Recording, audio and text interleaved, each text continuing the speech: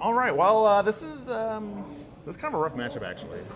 Someone's played black-white for a while. Depending on its configuration, it can be okay against Storm. Yeah, I was going to ask that, but then I only saw there was only 3 Thoughtseize. 3 Thougeiz is going to hurt. I mean, he's got 1 Tide Hollow Sculler. Yeah, so technically Flash of the past. maybe 4, yeah. Tide Hollow Sculler has returned. Yeah, it's almost worth looking at the sideboard right now, but we'll see what happens because we've seen weirder. Yeah, it's... Yes, this is a bit of an interesting Ruby Storm list. Yeah, this one has multiple copies of Strike It Rich, so which is actually quite scary to me. And I mean, just before you're talking about Final Fantasy cards, you had a pretty generous outlook on how many. And I'm pretty sure this Opera Love Song has got to be a Final Fantasy card, right? Yeah. I don't know what that does. And I said every single deck is going to splash one of these in, and it's going to gain an edge. And here we are.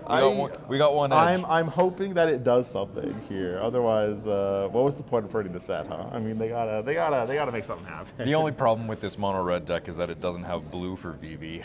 Yeah. Should have splashed blue for the old VV Storm. Should have been Jeskai Ruby Storm. Yeah. Well, Kraken Flooded Strand, Land Pass. This is interesting.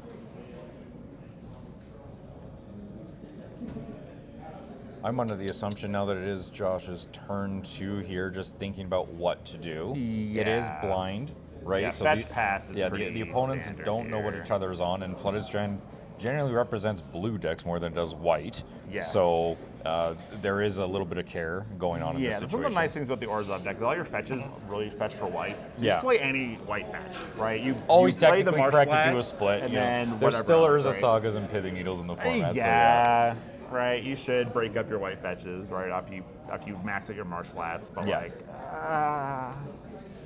So it doesn't seem like he's going to respond with a Fatal Push or another removal spell at 1 mana. Yeah. Or we're just going to surveil and develop the next turn as best possible now that we know. Essentially, the blinds are off. Yes. Like everyone knows now. Look, I don't know a deck that's playing Ral that isn't Ruby Storm. And I don't know a deck that's playing Shadowy Backstreet that isn't Black White Order. Yes, everyone knows what's going on now. The game plans are very obvious. Yeah. But the issue is that because Black White is such a kind of like it is like the mid-rangiest control deck in the format right now. I think. Absolutely, king of mid-range for sure. And so, but that means it's very slow. Like I saw he has Felia in hand. Going land and then just like Felia on Josh's end step doesn't really do anything. Yeah. I did also believe I saw that a Solitude. If I was Liam, I would strongly consider pitching for the Solitude right now. Yeah. You don't want to give him any opportunity. Exactly. But Flagstone's on the list means that he's probably on some number of what are going to be. Yeah, he's on the full 4. So he's on the more of a traditional list where Eldrazi is running around and Black White is forced to interact with their lands a little bit. But Warrior Phantom isn't the best against Ruby Storm. Sometimes you can catch them if they run out of basics, but I think Josh is probably wise. I mean, he's only on 2 mountains. Yeah. So if I was Liam, I would use this White Orchid Phantom on myself right now to develop board state. Yeah. If you can get... exactly. Yeah, and I think I'd still pitch for Solitude here. Yeah, removing the white source from the Ruby Storm player isn't going to affect much of the outcome. Yeah, right. Ruby Storm can win without a cost reducer, but it's one of those things where they win on turn 4 without a cost reducer, right? It's not a thing where he can just untap with 2 lands and win the game here, which he could with Ral pretty easily.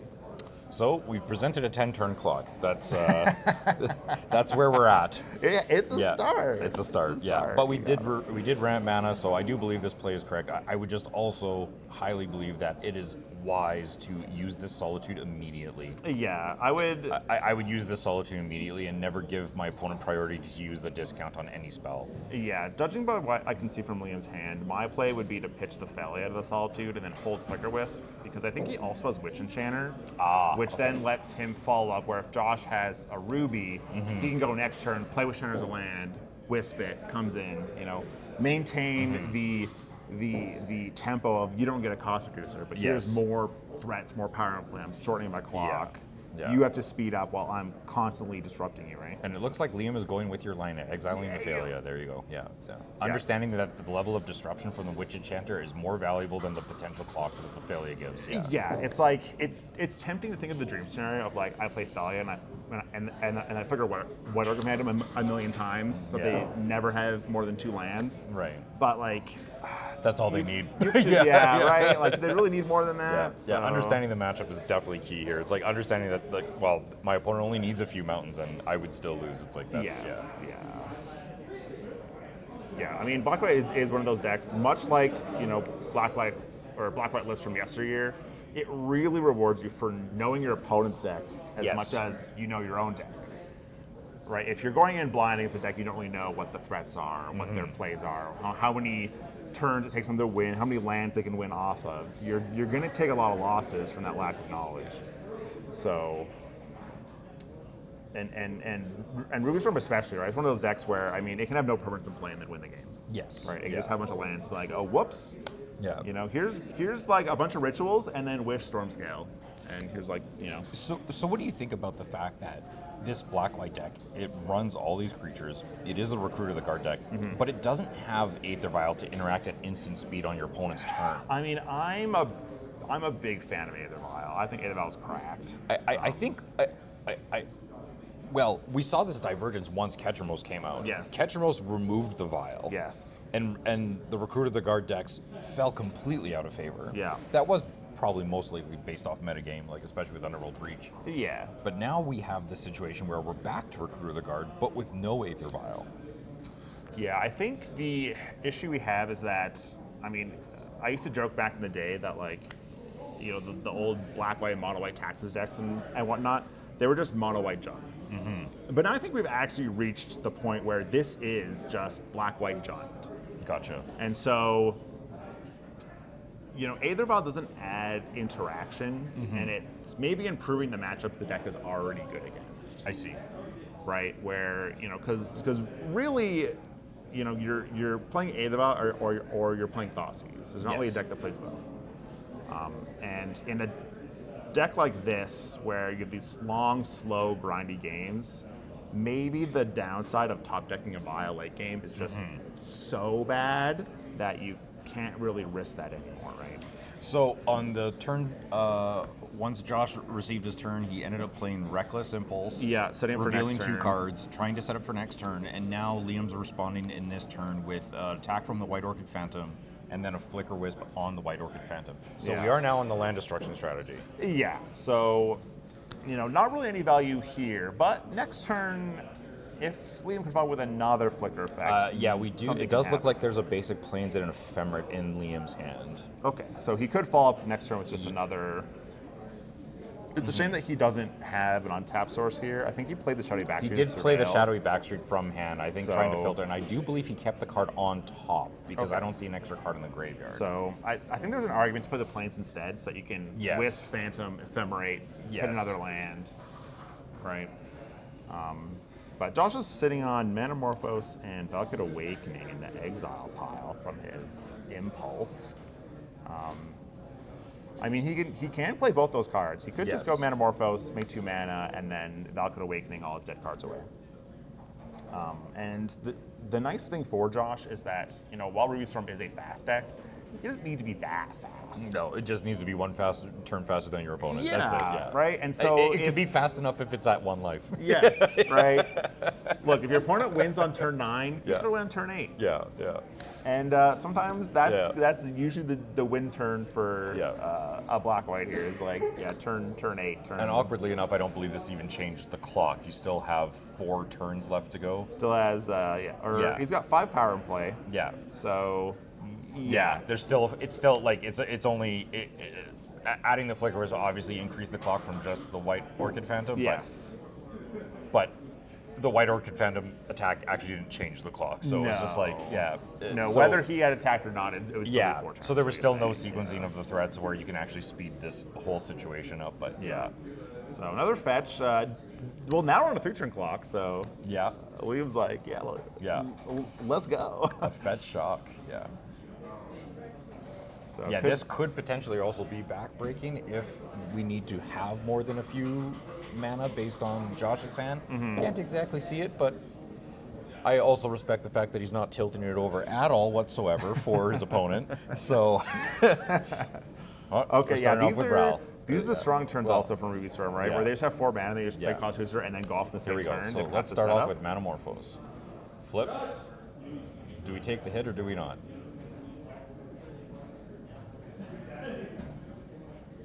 Looks like he's Looks like Odd was bad. taking Yeah. damage. Draw Metamorphose. I can only assume that he's making 2 red here. Yeah, I Liam's wouldn't. giving I him a wouldn't assume hand. anything else in the mono red deck. Yeah. Here's Wish. There's Wish. Interesting, because I believe that leaves him with 1 mana left with his single Sacred Foundry. So what can... In the sideboard, we have Prismatic Endings, Blood Moons, Brotherhood's End, a Stormscale Sound, a Flage, a Pass in Flames, and a Grape Shot. The Grape Shot clears the Grape board. Shot? Yeah. Yeah. Okay.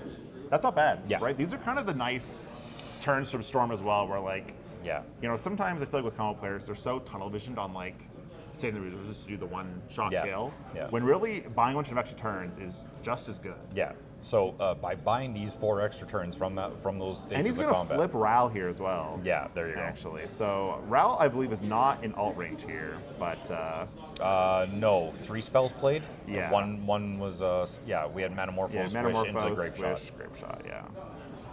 Oh, sorry, Ral was another card. Ral was doesn't also count played. himself, though. It does count Ral on has creatures. special storm where it's only the instants or sources you cast that turn. We have technology. We do technology, but yeah, I believe it doesn't have actual factual storm. Put that many counters on. It's got like prowess storm. I see. See, the only Ral I've been playing lately is Crackling Wit. That's not a Yes. card. Okay. Yeah. The first line of text on Ral is Ral Leyland Prodigy enters the battlefield with additional loyalty counter on him for each instant and sorcery spell you've cast this turn. Yeah, So yes, there we just go. in sorcery. So yeah, you don't get storm off of like your Ruby medallions or your Yeah. consecutive. Well, rounds here's your or anything. homeboy, one of Tide Hollow Sculler And with the he's doing ephemerate the on trick. this. Yeah. This is the sweetest trick where you get to play Tahoe Sculler, and because it has old text on it, Yes. you get to respond with Yeah. Ephemerate, which means that the first trigger Yeah. has a leave the battlefield trigger to return the card Yeah. that resolves with nothing in play. Yeah, this is the card that created Fiend Hunter. Yes. Along with Oblivion Ring. Yes. Oblivion Ring and Tide Hollow Sculler created interesting effects during that standard era. yeah. And then they were like, Wizards like, no, we can't do Yeah, this and then they anymore. saw the one time where it's like the only 3 permanents in play are Oblivion Rings. Yeah. And then the game locks itself. Yes. Yeah. You're like, Yeah. maybe we should stop printing cards like this. And they haven't really printed a card like that since, I guess, Skyclave Operation is close. Where it does have the templating where if you ephemerate it, the first trigger won't give them an illusion. Oh, really? Yeah. I didn't know that about that Yeah, card either. it's a fun little trick. It's not amazing, but it's I've fun. I've fortunately never suffered that wrath. Yeah. But bad news for Liam is that Ral's downtick is just electrolytes.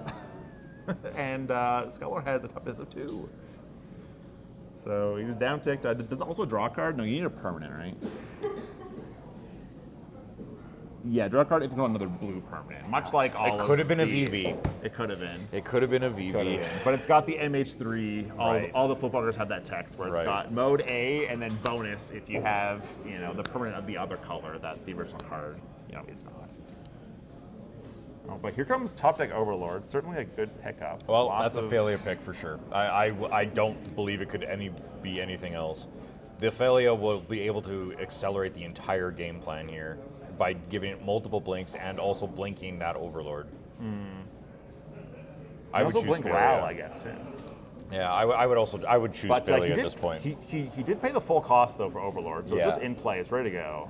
That's a line that I Well, it's Skyclave Apparition this time, so he wants to permanently exile the card. Okay. wants to get rid of something. So yeah, I'm not the craziest fan of paying the full cost for Overlord. I think it's almost always better than just the 2-mana version. And then be able to play whatever spell you grab off of it. Yes, right. yeah. Because we did that. He could have jammed Apparition. Yeah, I was now. I was under the influence that it was impended, but silly me. there's an actual casting cost to this card. Yeah, you can actually play it for a different way than the. How do you feel about the Overlords overall? Um, It's been I a while like- since I like them. I wish the other Yeah. ones were a little more playable because I think the design space of the board is very cool, and I like Yeah. the flavor of them as well. Like, Because the green and the white one dominate standard. yes, Yeah. yeah, and I think the red and the blue one aren't bad. I think they're just shy of being modern playable, honestly. Like four mana for 4 damage is slightly too much. Yeah. I can see the argument for not playing the red one. Yeah. But the body is so good with it's the 4 so damage. good. Yeah. It's so good, and you get Yeah. the trigger every turn. Yeah. Like, that's crazy. You Well, know, and let's see what the choice is here. Another apparition, just another one. Does he have a land to go with it to double? Double apparition. But yeah, I've seen some of the black-white decks will occasionally play the one of the white one. Yes. But I think card at clutters that point board states amazingly it, well. It does a lot of work. It does a lot of work. I mean, it's the best Lingering Souls I've seen. Oh, I don't even. It's been quite a few years since we played Lingering Souls. Yeah. That was actually where we won our first PTQs with Lingering Souls. We splashed it, in the Jund deck. Yeah. It's a good card. Yeah. It was a good card. It had had its its time. moment in the sun. It's Yeah. over. So, but So instead of attacking the Ral and keeping the Skyclave Apparition to use it on the Ruby Medallion, we've decided to attack face and try and quicken this clock as much as possible. Yes. So now that your opponent is at 8 life and then we only have 7 damage on board, it seems awkward not to have picked up the Bowmasters, but we'll see what the plan is. I can't exactly tell except for the one card, which is the other Skyclave Apparition we see in his yeah, hand. I guess the Yeah. plan here is that next turn you can pick up Bowmasters and finish the job with. Yes, if the Overlord King. survives, I see. Yeah. But How dangerous is it to leave the opponent with a Ruby I think Medallion? it's really dangerous. I Yeah. think if I would have sooner left him with the Ral. I see. Yeah, but is there an issue with attacking the Ral and then just I hitting think the Ruby? that's the ultimate safe play. Yes. Is just you get rid of both permanents. Yes. Josh is still super behind because now he needs another cost reducer, or just like a god number of draws of just like rituals into Yes. some big payoff, Yeah. right? This gives Josh an out, I think, by leaving the Ruby. by Medallion leaving off. Ruby. And we're seeing part of it right now. All right, Grape Shot for 2. I am assuming at the Josh taking Skyclave a Apparition hit, to get a 2/2 blue elemental, correct? That is correct. And I mean, it's non-token permanent these cards care about, or is any Yeah, it permanent? is non-token for the Skyclave Apparition. Or no, for Ral's flip. Because I mean, Josh has a blue permanent now. Oh! Yeah. So I mean, Electrolyze draws a card now. Yeah, Electrolyze draws a card, yeah. Right? That counts as a blue permanent. And I mean, Josh knew that one was there, so I think he is just like grasping at straws at this point. Just trying to survive one more turn. Losing that Passing Flames to the Sculler was pretty backbreaking. I think if Liam didn't What is have this that play, card, this is sorry? Flicker Wisp. Oh, it's another art. Yeah, it's the full art from one They of the treated Double Flicker Master Wisp sets. so well. I'm glad that it's back and better than ever. Yeah. You know? Because it's also a card that like they just have never really reprinted that effect again. Yeah. There's no 3-mana blink of permanent effect since Wisp and like Felidar Guardian. Right. That's 4 mana, right?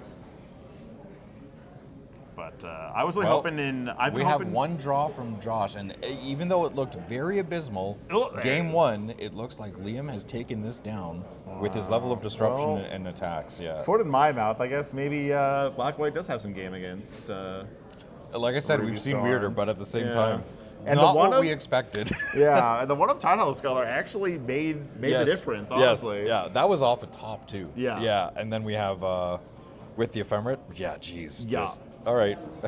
Because goodbye, if it Past in was Flames, goodbye, Yeah, right. Because if it was just naked Tidal Scholar, Yeah. Josh still would have blasted with Ral, Yeah. got back Passing Flames, Yeah. and then probably won that turn. Yeah, so it looks like Liam's sideboard is completely built for this. So we have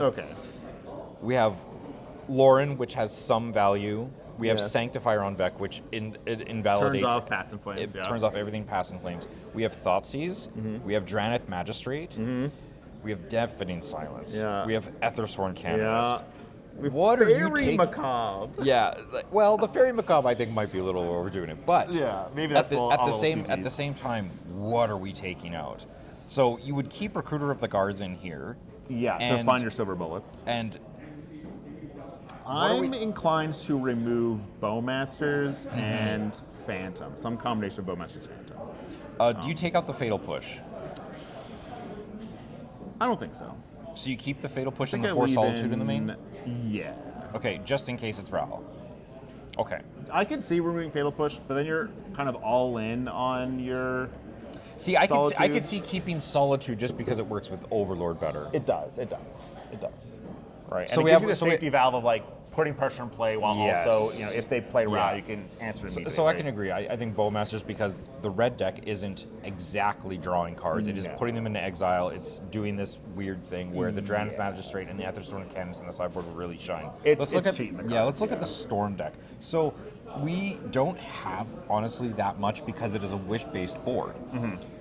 But we have Brotherhood's End, one of in the side. We have a Flage, one of in the side. But we have 4 Prismatic Ending in the side as well. So I'm going to assume all those are coming in. Yeah, I'm right. Because when it comes to combo decks, like their sideboards are almost always a bunch of Right. sideboard cards. Yes. Right. They're not for your opponent's Right. main deck stuff. Right? Right. He's not bringing in cards that are good against black-white. Right. He's bringing in cards that are good against Deafening Silence. Are you going to get tricky Like if you're the High Storm player and side in the 2 copies of Blood Moon as well? Against black-white, it's tricky.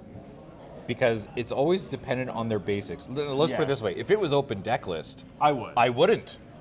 This, Oh, 4 Liam planes. has 4 planes. Yeah, 4 planes in the 1 swamp. But yeah. you don't know this information. Most lists only run 2. Yeah. As a Storm player, do you do this to buy time because now your opponent can't play multiple threats a turn? Even though it may not shut them out of the game, Yeah. it potentially stops them from playing multiple threats in a turn. I think I'm leaning toward no. Okay. Because I think that while it does offer a meaningful amount of disruption, Yeah. you know, and sometimes you do get them, Yeah. you know, by they just have Yeah. a couple shutting back to play. It's just, and then, it's. whoops, I there's have Blood to Moon. bring it up because I've seen weirder strategies, and these are the only cards that come in multiples except for the Orm's Chant in the Yeah. sideboard. So I it'll think holistically, yeah, you know, it's a bad idea. Yeah. Can it work? Does it work? Yes. yeah. Hey, it's an RCQ. You gotta get tricky. Sometimes, yeah, you gotta just Yeah. pull a fast one. I mean, Yeah. I have lost games like this many times, right? Where I just don't Yeah. respect it, and then I just get got Yeah. because I didn't happen to Yeah. draw the basics Yeah. or something. It's like, whoops. After playing in so many RCQs and RCs, I've noticed the damage of open deck list. It's just like, Open deck list is crazy. yeah, it is a very different tournament environment, and that's what these players It's are also playing funny for today. Yeah. because like open deck list just like affects you even before the tournament. Yes. I've seen people put like a 1 of Mana Tide in their deck because it's Yeah. open deck list. Yes. Right? Just Now to you fuck ha- with your opponent. Be like, well, if I play this and they Mana Tide, I lose. Yeah. Which is not a line you would ever think. Yeah. Outside of seeing it on the list, right? Last RC, I played against Mono Red when I was playing Blue Red Phoenix and Pioneer, and I had a 1 of Ledger Shredder and a 1 of Anger, and a 1 of Brotherhood's End, Yeah. and I had both in my opener and my opponent's. Like, I'm not playing around that. And you're just like, whoops. Yeah. What's this? Obviously, my Ledger Shredder lived because he played 2 threats. Yes. Trigger 2/4. Brotherhood's End. He's like, and of course, like the mental damage. Yeah, they that know. does. Yeah, they know. it's the one. It's like when they're buying Gigantha the next turn. Yeah. yeah. Yeah. So you play it to have the outs. Yeah. So we're 25 minutes deep already, and we've Yeah. only completed the first game. So here we are. Classic black-white. Yeah. Game Yeah. right here. But you know what? Hats off to both players. I think they played the first game at least like very incredibly well. Especially did, they Liam did. had some early decision points, and I think Josh did whatever he could to try and break out of the Yes. break I think out of the he used field. his resources wisely. Absolutely. And yeah. he just got gone. No, and hey, that's magic. So here we Yeah. go. Game 2. Josh is on the play, leads off with Wooded Foothills, and we have Swamp And there's the Thoughtseize. basic. Here we go. Yeah. So, and there is Blood Moon. He did bring it in. Oh, Do I call this or what? You got it. Oh man, Right, it's like I've noticed how people think when it comes to these things. So the Blood Moon obviously is going to be ignored by Liam now because Yeah. Josh doesn't really believe that. Well, Liam's list has 4 basic planes. There's Yeah. no way he's not going to fetch multiple basic planes after this. Yeah. So what do you take here? I'm actually sort of inclined to take the Questing Druid. Yes, I was going to lean that towards that as well. Yeah. This is a game plan that I do like. Yeah. From also incredibly greedy hand from Josh, by the way. Well, at the same time, you have to fetch Surveil. Sometimes you have to get lucky. Yeah. So the only other potential is you take out the Pyretic Ritual and then that also negates the Blood Moon effect on the next turn if he does get a basic land. Yes. Then he won't be able to fetch out the basics. So to me, it's those 2 cards as a decision point. It's do you I do don't think there's a Pyretic- point in Yes. taking the Reckless or the Rents. So, It's all right. It's all the same card. So by doing the Questing Druid here, we give quote unquote more card advantage towards Liam's hand. So this to me is a sign of strength. You have a basic planes in hand, and you're gambling and you're hoping that your opponent does not find a basic land in the next 2 tops. Yeah. And then the Pyretic into the Blood Moon happens. Yes. To me, this signifies there is a basic planes in Liam's hand, and he will just fight through that level of disruption, and endure the 2 reckless impulses in the following turns if there is a land on the top 2. Yes. Yeah. Yeah, but yeah, I do still like to see Questing Druid seeing its way into the Ruby lists. Like, it's a cool, alternate threat. Man, Right? If you told me Quirion Dryad drew 2 cards 20 years ago, I think my Miracle Grow decks would look a little different. Yeah. Right, and that's what's nice about the Thoughtseizes as well, right? Is that it essentially discarded 2 cards. All right, so we went through the top. The first card was not a land, and is the second card a land? No, the old look through your hand, put it down in a pile, here we and go. just pass back. This is fetch basically. Yeah. We got this. Okay, we're on our way. Yeah. It is also funny how Blood Moon's utility is only good when your opponents only see it coming. Yes. Right. So the fact that Thoughtseize also discarded Blood Moon. Yes. In a way, is crazy good. But still, Liam would be in a terrible spot right here if Josh had a land off the top. Yes. So you can't fault him for taking the hand, but at the same time, you sit there and be like, this is the risk we've taken. You gotta. Yes. Yeah. Look, you There's sometimes an gotta get 8th of lucky. Sworn Canonist. Oh, Yeah, he picks that up. Yes, That's an easy There's grab. no hesitation in that choice. Josh is like, what is this? And now we're reading 15-year-old cards.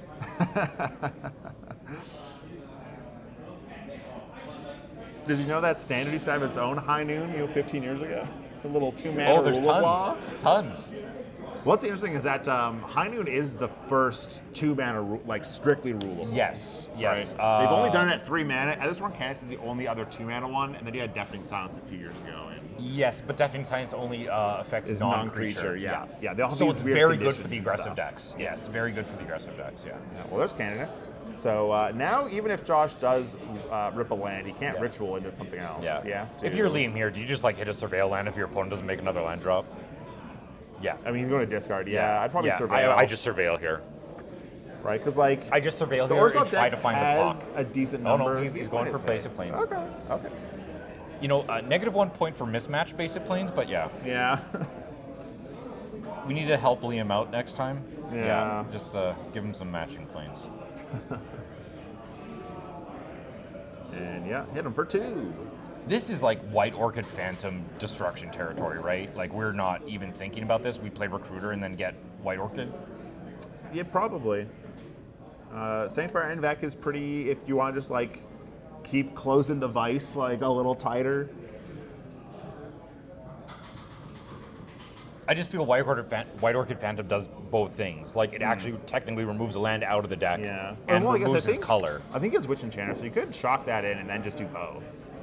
I think this is his third land for the. This is his land for the turn. The planes, the mismatched planes there. So he's gonna go with your line and take the Sanctifier. So then everything but the Wooded Foothills and the Questing Druid will go. Yeah. Rest in peace, all the red-black cards. So does that Thoughtseize. Yeah, Thoughtseize goes away. Check in for Questing Druid. He's like, is this a red card? No. Yeah, Certainly it is. not, It is certainly a green card. Yeah. The adventure side. Absolutely. It is a bit of a weird. The adventure side is actually only on the stack. It's actually not on the card. Yes. Awkwardly. Yeah. Yeah. It's a weird rules thing, but it exists in a sub a subset of the card. It's not just a actually magical there. part of Magic the Gathering. Yeah, and I mean, like, really, the adventure cards are just MDFCs with extra steps. You could turn all the adventure cards into MDFCs, and the rules wouldn't. We'd get be some that cooler different. art if we did that. Totally.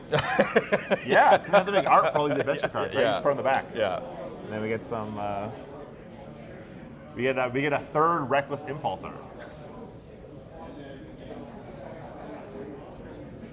Once they get the ruling, I think they'll understand. But yeah, it'll go to the grave. Should go to the grave. Hey, Allie. Questing Druid does not get exiled by Sanctifier in the back. No. It's a green card. The adventure card, or the adventure half, does not exist on the card unless it's on the stack. I don't think it's relevant, but I mean.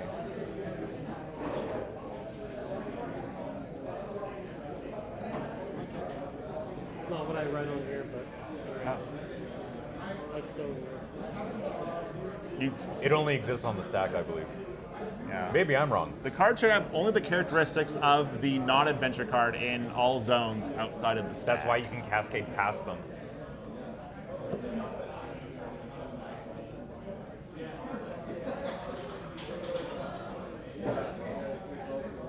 Yeah. Well, here we are. Well, once that ruling gets corrected, that's all good, and then we'll Again, I don't think it really changes much, if anything, here. No, it's not like Past in Flames is going to be able to cast it again, I believe. So. No. Yeah, there you go. Adventure spells only exist on the stack. In all other zones, characteristics of adventure are ignored. Yes. Only characteristics of the permanent apply. This means they are not instants or sorceries card in any other zone. Notably, the newest set of permanents are different colors. For instance, Tempest Heart is not blue nor multicolored, even though Scan the Clouds is blue. So, but again, I don't think it matters. Just I mean, correct it. Josh Not a got his big deal. land, though. Yeah, he did get his land, and he has his ritual. Yeah, but and he to be fair, is there's- facing an Ethersworn Canis and a Sanctifier on deck. Yeah. Even though it is not an impressive clock, it is a 4-turn clock that is preventing Josh from playing 2 spells a turn or developing his graveyard for Past in Flames. Yeah. There is trouble to be had here. He's got an uphill battle. Yeah, and there is no Kozilek's return. No. I guess not, huh? No 2-damage board wipe, huh? No. So. There is a Brotherhood's End, but you're going to have to wish for it, and wish does not work with Wish Ethersworn. doesn't work. Yeah, that's the thing with the rule of law effects as well, is that they turn off all of your wish lines. Yeah. Because this isn't glittering wish where it puts it in your hand. Yeah. This is you may cast something from over there. So just cast Ruby Medallion. Maybe sets up for something big. And it seems like the newly founded opera love song from Final Fantasy also does not get Josh out of this predicament. Okay, either. it's just another Ren's Resolve impulse effect that also has a combat trick attached. I don't think that part But it's matters, instant. right? But it's instant. To your next end steps. You can do end of your opponent's turn, I guess, Yeah. love song, whoop whoop, and then hopefully find something. It can make 2 of your Scions lethal with the +2/+0 as well. There you go. Yeah. So, Well, but Ruby not a bad Medallion's the line start. actually to try to get through the cannons. At least Yeah. you can do that on your opponent's end step and then find Yes. something untapped, play it, Yes, right? yeah, so I believe that's the So, strategy here. We're there's your double We're spell. running out the Ruby Medallion, hoping there's no Witch Enchanter on the opposing side. All right, here's Filio. Yeah, not really doing anything here. It turns this into a 2-turn clock now, I suppose. Yes. But the attack triggered, right? Or potentially finding another deeper piece of disruption after blinking the Overlord. Yeah. Yeah. Well, I believe this is Josh's do or die moment. I think he's got to make something, because he's got to use this turn to get rid of the hate pieces. Yes. I don't believe there's a way he can efficiently get rid of the hate pieces next turn and be able to And storm go off. Yeah. Right here, Brotherhood's End would be just beyond fantastic. It's so good. It would be awkward for him to cite in the one single copy at this point, but let's see what he comes up with.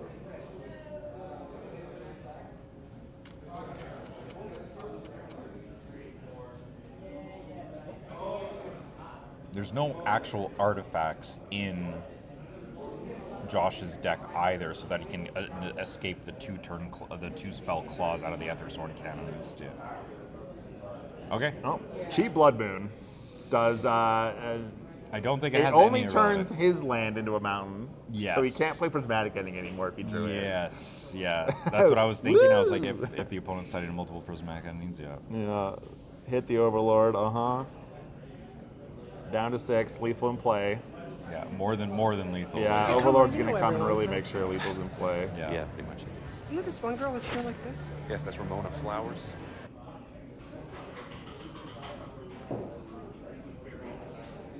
All right, here comes Lauren to. Yeah. I mean, this Definitely one of the has to great- be lights out now, right? Josh is like, I'm gonna put this in the graveyard. If you but- played Brotherhood's End, there's still 7 power on board, yeah. Yeah, because Felia Yeah. or No, it would be Overlord and Sanctifier, which would get protection. Right. Yeah, so Yeah, there's yeah, still yeah. 7 power on board. So I believe that's a GG. And a pretty clean 2-0 from Liam here. But Yeah, a little bit fortunate on game 1, and then it became a struggle, and then game 2 just ended up being the slaughter. there's the handshake. Yeah. Yeah. Yeah, it is. Yeah, so I mean, kind of a bummer that Josh kept the risky hand, didn't find the second land. If he had the second land, we might have had a different game there where he would, ritual into the Blood Moon. Yeah. But that's what he gets for playing mismatching Blood Moons, I guess. Well, Liam had mismatching basics. So Yeah, I don't know. everyone's mismatching out here. What's going on here? everywhere. Offending my eyes. God. Yeah. Well, that's good. So Yeah. so that'll go to Liam 2-0, and then we'll see what comes up in round 2. Yeah. So did that? I don't think that matchup went the way either of us expected. No. No. I mean, I usually see these kind of matchups where game 1, Storm does the thing, Yes. right? And Orzhov kept like a kind of Yes. generic mid-range hand with like Solitude, Felia, Overlord, And right? like this list is slick. Like I actually really like the Storm list. Yeah. I like how it has that much disruption. It has that much utility. Stormscale Scion, I think, is fantastic. Yes. Opera Love Song looks like a great addition. It does. It does. And another Final Fantasy card off my checklist for There it 18, ladies and is. gentlemen. Hey-o. 18. We'll do a count later. It'll be on my bingo card. Yeah. Now, what about the black-white list?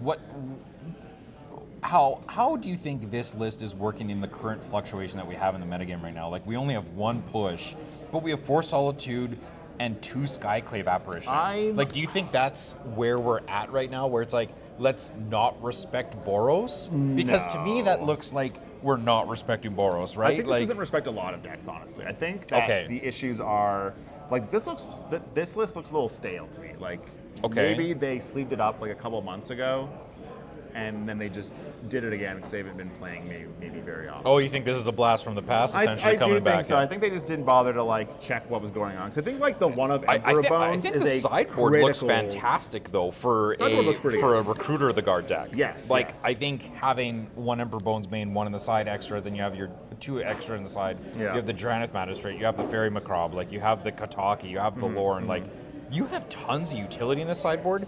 And Clarion Conqueror is like my homeboy. That 3 card mana is 3/3 great. dragon is crazy. Oh yeah, he slaps. The last tournament I participated in, I was playing Boros. I had Clarion Conqueror in the side. Fantastic card. Just unbelievable. Oh, yeah. Making Oh, yeah. your opponent's Eldrazi Scions not tap for mana. Yes. Like making all the other utility not work. It Your is one of those opponent's- cards where like you read it and you feel like you know what it does, but then you have to like see it affect the game state Yes, to really understand absolutely. what it's And doing. it's a 3 mana 3/3 flyer. Like Yeah. I thought this card would have been hot off the shelves for like this is the Stony Silence that flies and attacks and Yes. stops planeswalkers and creatures. Yes. Like I don't know. It's- And it's so fantastic in Boros, by the way, because your Goblin Bombardment still works. Yeah. I just could not believe how effective this card was. Yeah, right. Like it's I can't remember the card, but for a long time, white decks sometimes would play that 4 mana angel that turns off activated Yes, abilities. Linvala. Yeah, but now you have 3 mana with other relevant text on it, right? Like not just Yeah, for sure. the one line. Linvala and I have a very awkward relationship, I'll tell you that. I've cited her in so many games just as a one-of with She's no tutor awesome. Or effects. sometimes they're up against like Yogg back there, you slam it, and they're like, Yes. "Can I beat this?" You're like, "No, actually, Yeah. you can't beat this." Yeah. You lost now that I've resolved my 4 mana spell. Absolutely. Yeah. Crazy. crazy how we've like So upgraded yeah, like some of the in my power level opinion, of this some of list looks these. a little old. I think Apparition is just too slow. I get Okay. that it hits like Steel Cutter and it has synergy with like Recruiter and Ephemerate and stuff, but I don't Okay. know if the meta can support playing a 3-mana 2/2 that removes one thing. Right. Like it's very To me, the only awkward thing I would say that I feel looking at this deck list is that I don't think there's enough aggression in the number of Witch Enchanters and Bogart Yes. Trawlers. Agreed. Like I want to see like 3 Witch Enchanters, like 2 Trawlers at I should least. get my deck list. I can't remember some of my Oh yeah, Perfect. go for Okay. it. Yeah. Yeah. Oh, And- sorry. We gave both.